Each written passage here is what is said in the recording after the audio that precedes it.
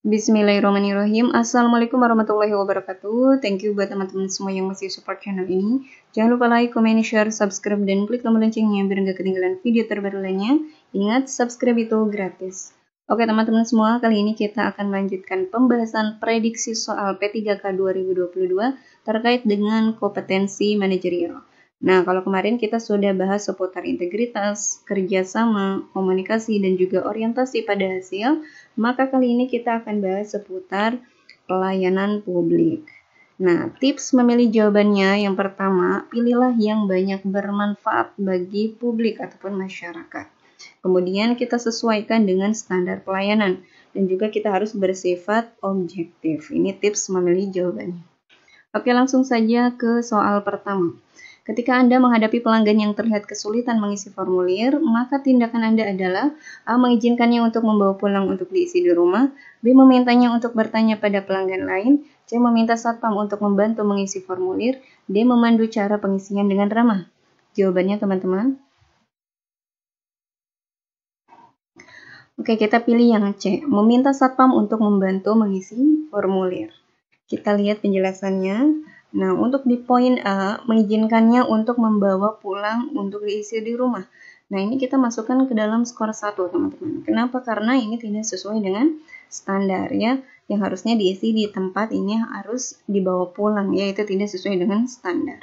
Kemudian yang B, memintanya untuk bertanya pada pelanggan lain. Nah, ini boleh juga, tetapi ini bisa berefek pada ketidaknyamanan pada pelanggan lain, sehingga kita masukkan ke skor kedua. Kemudian kita lihat dulu ini yang D, memandu cara pengisian dengan ramah. Ini kita masukkan ke skor 3. Kenapa? Karena ini agak berefek pada terhambatnya kinerja kita ya.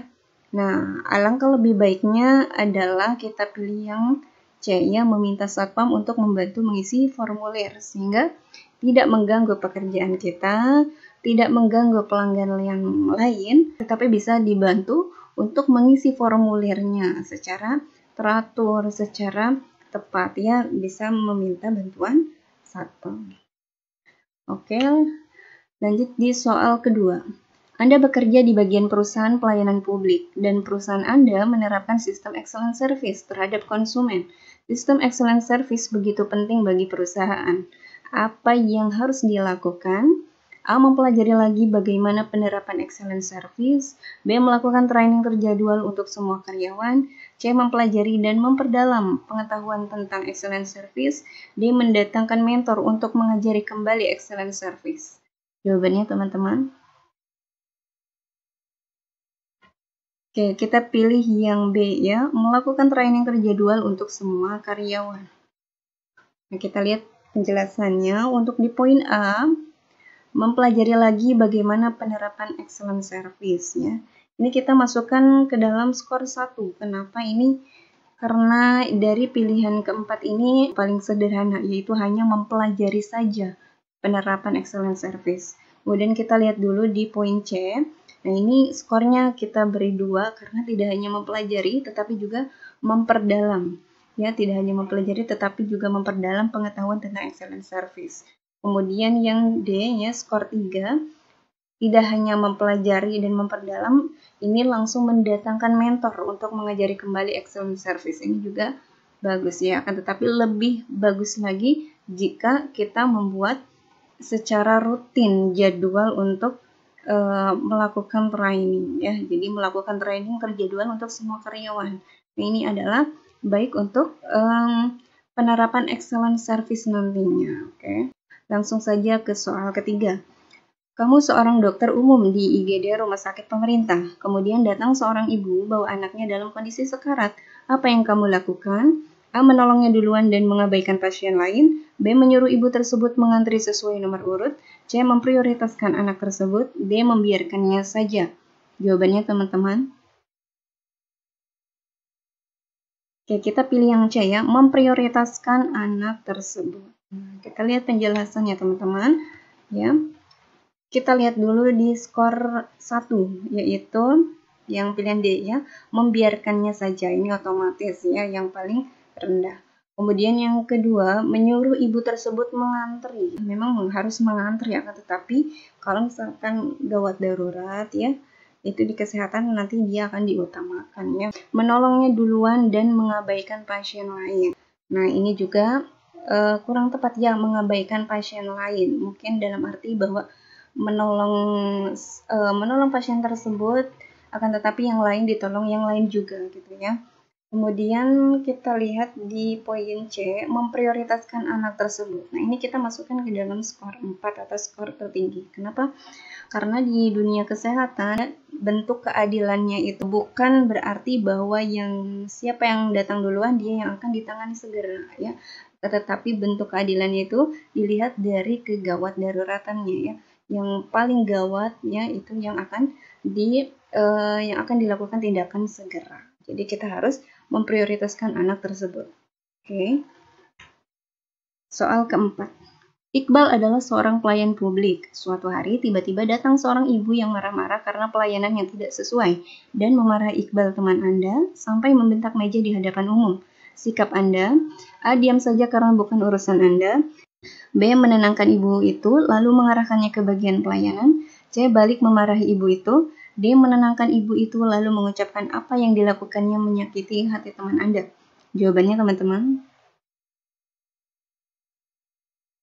Oke, kita pilih yang B ya. Menenangkan ibu itu lalu mengarahkannya ke bagian pelayanan.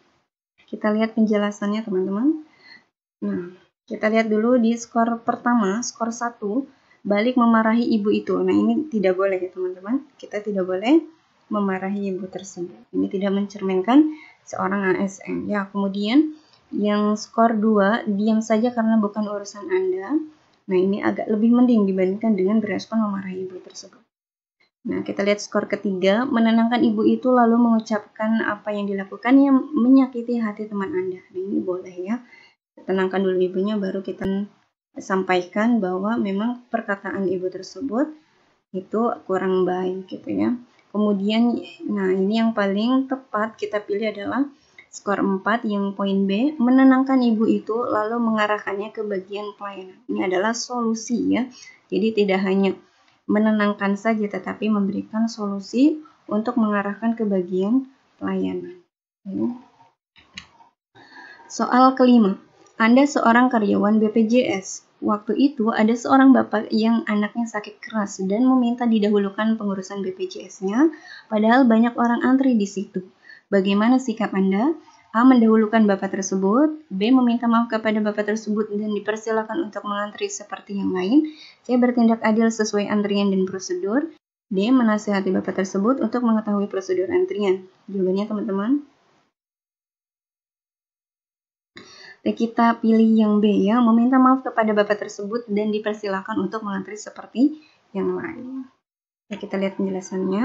Nah, kalau ini ya berbeda dengan tadi yang di kesehatan ya. Kalau di kesehatan memang dia hubungannya dengan nyawa gitu ya.